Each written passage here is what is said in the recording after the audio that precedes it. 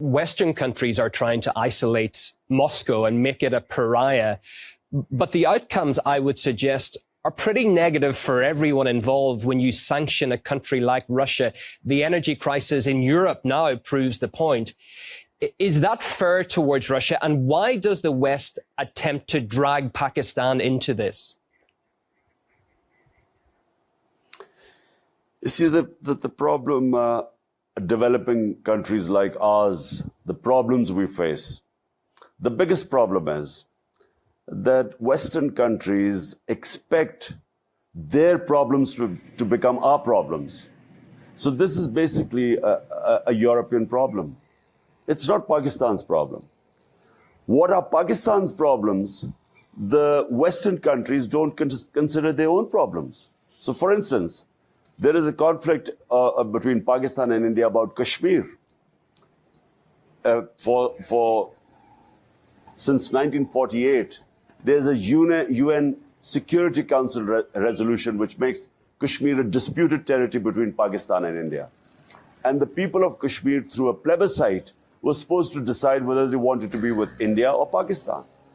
And in the last 30 years, 100,000 Kashmiris have died in this struggle for independence.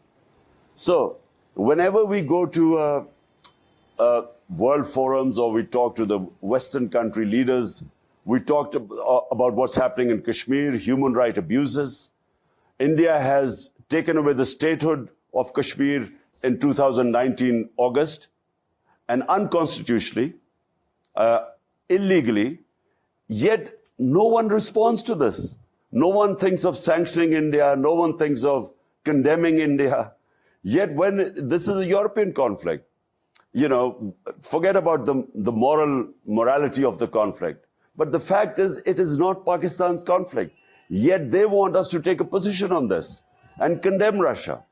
My point is that condemning Russia, you have to have the luxury to condemn countries on moral issues.